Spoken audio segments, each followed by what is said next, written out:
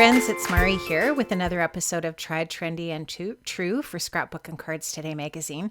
I'm going to be working with this gorgeous small butterflies collection from Pinkfresh, and what I really wanted to focus on today is the foiling trend right now, which is really gaining momentum in the paper crafting industry. This gorgeous foil plate here that you can see is so fun, and this will allow me to foil 8 different butterflies at one pass, actually maybe even 9. There's a small butterfly kind of right in the center. This set also includes this beautiful layering stencil set, which has 4 different stencils in it. And then there's also a coordinating die as well that allows you to cut out all 9 of those butterflies. They also have on the market some beautiful foils that you can purchase. These are some glimmer foils from Spellbinders that I have in my collection, but I feel like you can literally almost buy any color of foil out there on the market. Lots of different companies have their own foils, and they're just so much fun to use with all kinds of different foil plates to create different kinds of effects. So I'm having a lot of fun with foils in my craft space right now these days, and just really, really enjoying this foiling trend. Now, this is hot foiling. So these are foils that are meant to be used with these hot foil plates. But of course, there's lots of other different types of foil on the market and ways that you can use foils in your paper crafting. So I am going to next just show you a little bit about what I have for a tool.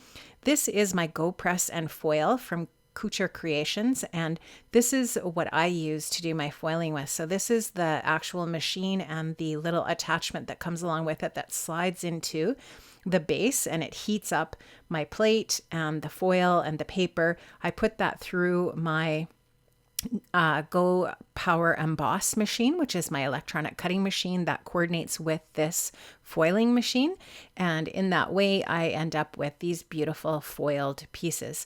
This also comes with a silicone mat and tweezers so that you can handle those hot foil plates when they come off of the machine. You can just place them onto that silicone mat, and really super safe and very easy to use. And I love the results with this machine.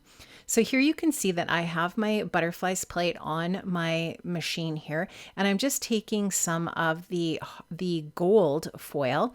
I'm going to just lay it onto my plate so that I can see how large I need to cut my foil. Then I'll just take my scissors, cut the foil.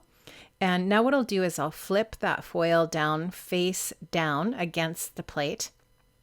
I'll place my white cardstock on top. This is some Hammermill 100-pound cardstock. And I always use a couple of cardstock shims with my machine. It just works really well that way. So now I'm going to put this onto that base that's going to heat it up. I'll run it through my die cutting machine, and you can just see how beautiful these foiled butterflies are. And it actually debosses the paper a little bit, which is also super fun and just creates a really cool effect. So really, really lovely, lovely product. And I had so much fun working with this foiling today here. So I'm just going to lay down a little bit of Sizzix Sticky Grid on my Wendy Vecchi Make Art Station mat here. And that's going to allow that paper just to stick to my mat.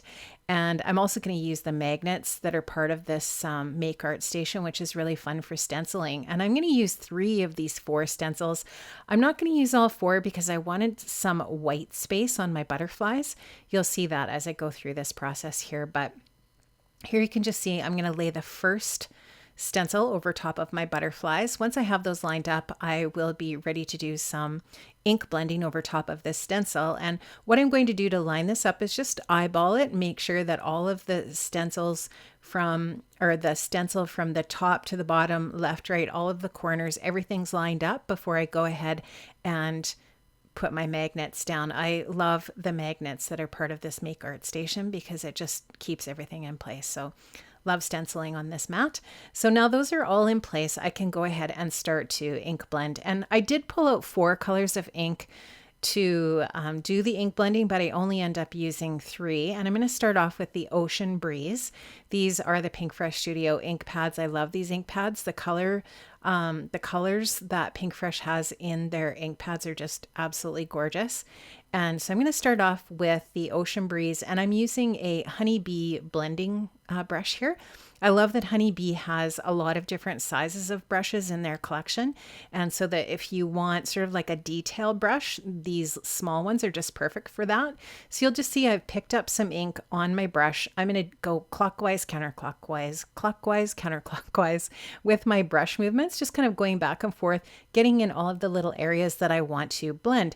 And the really nice thing about this small brush too is if I want to go some areas lighter, some areas darker, it really is so easy to do. I just put a little bit of ink on my brush, and then depending on the pressure that I use, I get a varying darkness of ink. And you can also apply that in that way with just less or more ink on your brush as well, which will help you achieve a variation in darkness of your ink blending. So super fun. And when I take that stencil off, if you've never seen these stencils before, or you haven't seen this technique, you're just going to be so happy to see how easy it is to color up these different images.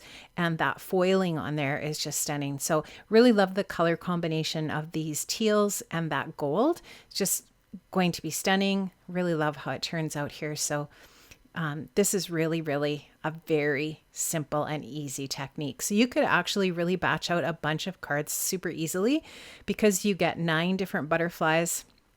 With one pass of your die, you then have 9 beautiful little foiled embellishments for different projects. So you could actually make a lot of projects in a short period of time. So here you can just see I'm taking that stencil off, and how gorgeous is that? It's just so pretty.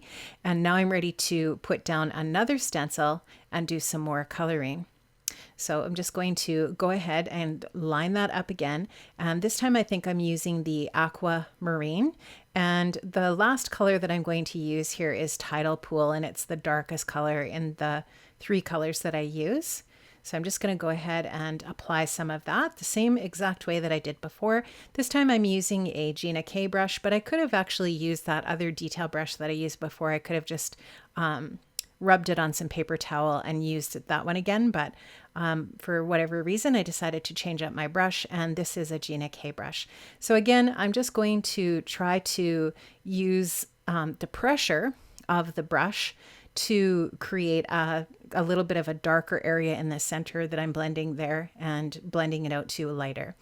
This is the 3rd stencil, and this is going to give me the last little bit of detail. Like I said, I did skip the 3rd stencil. I just went stencil 1, stencil 2, and stencil 4. I skipped stencil 3. So that layer 3 area is going to be just white. And now I'm using that darkest color there, that Tidal Pool, and you can just see how dark it is. It's just going to create a really nice contrast of the same color, basically. So it's all teals, and we're going to have 3 different levels of darkness of that teal. This one being the darkest, so that we just get that really nice gradation of color with our blend here. So you can just see that this little tiny detail brush from Honeybee Stamps is just perfect for these really small areas. And I'm just going to blend this on, and voila, it's beautiful. So really, really love that technique. So fun. And that gold foiling is just stunning. So now I can take the die that's part of this coordinating set, and I can put that die over top of these images and go ahead and in one pass, as I said earlier, die cut these all out and have all of these different embellishments ready to go for a project. So I'm just going to lay that over top. I'll line it up, I'll eyeball it. I will use a little bit of low tack tape to keep the die in place, and take that, put it through my Gemini Junior to die cut these gorgeous little small butterflies. So there you can just see I'm getting my low tack tape in place, just so that I can make sure that this doesn't move when it's in my die cutting machine. I don't want it to cut it in so that it's not lined up, because obviously then it would ruin our butterflies. So it's really important to make sure that you get this lined up and you tape it down so that it doesn't move. And there you can see all of the sweet little butterflies that I have to create with. So awesome. And they're beautiful. So yes, I love that teal and gold. It's so gorgeous. This is a paper rose embossing folder. This embossing folder is called Sweet Vines, and it's just beautiful. And I'm going to show you that I ran a piece of paper through that embossing folder, and you can just see the gorgeous texture that this is going to give me for a card base for my beautiful little butterflies here. So I could use either side, the emboss side or the deboss side. They're both really pretty. I'm also going to use a Newton's Nook die. This is the framework die set from Newton's Nook, and I love that this creates sort of like a stamp die cut for the edges. So I'm going to go ahead and use that low tack tape again, get that tape down and run that through my Gemini Junior and die cut that for my card front. And that's just going to give us a really nice base. And I'm also going to be using this scallop stitched rectangle die, the largest one, or I should say the smaller one from Pinkfresh Studio. And I did cut that from some Simon Says Stamp Audrey cardstock. And how gorgeous is that? That really pretty blue is just perfect for our teal on our butterflies. And now I'm going to grab 3 of the butterflies, and I just kind of randomly grabbed 3. It wouldn't really matter which ones because they're all beautiful. And I just had this idea of placing those 3 butterflies just kind of bouncing from the top to the side to the bottom on the card. And that is going to be the basic layout for my card front. I thought I would place this last butterfly kind of in the center at the bottom, and then there's a logical spot there for a sentiment. Now I did use the Pinkfresh Studio Perfect Sentiment set to create this foiled sentiment. I don't show you this on camera, but it's basically the exact same. I use the same process with my GoPress foil machine to heat foil that congrats. And Pinkfresh has a ton of these hot foil plates in their collection, and they're just so beautiful. And then of course there's coordinating dies to cut out those sentiments as well. So again, you can cut out with one pass a ton of foiled sentiments and just have those on hand for your different projects. Now I've popped up that Newton's Nook die cut piece that's embossed. I've popped that up in some foam adhesive onto an A2 size card base so that postage stamp die cut and embossed pieces raised up on my card base. It just gives it some nice dimension. And I'm also going to pop up that Audrey blue scallop rectangle as well. I'm going to just use some 3L foam strip adhesive here, and I will put that on all 4 sides of that rectangle, and that's just going to pop that up in that way on my embossed piece here, my embossed card front. So I'll just take the release paper off of that, place that onto that embossed card front. Oh, and I will flick it across my desk first before I place it onto my card here. So there you can just see I'm going to place that down, just eyeballing it, trying to get it onto the center of the card.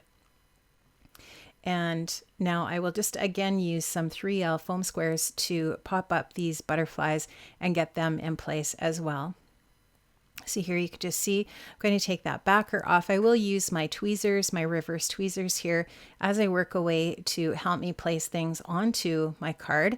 And I've got all of my butterflies stuck down now. I'm going to pop up my sentiment on some foam adhesive also and add that onto my card. I think I end up repositioning that one butterfly over a little bit here as I work away. I'm also going to be using some Pinkfresh Studio metallic pearls and gold, and I'm just going to use my Marvy Jewel picker here to glue those down into place. And I think I ended up using 5 of these pearls. They're so beautiful and they coordinate so nicely with that gold foil on the butterflies. It just looks really stunning when it's all finished. So I love how this card turned out. I love the foiling trend. It's so fun. I am a sucker for gold or anything shiny. Really, really love how this card turned out, and I hope you loved it too. I hope you were inspired to maybe try some hot foiling. It is really, really super fun and very easy to do. Thanks so much for joining me today, my friends, for another episode of Tried, Trendy, and True, and I'll see you again. Bye-bye.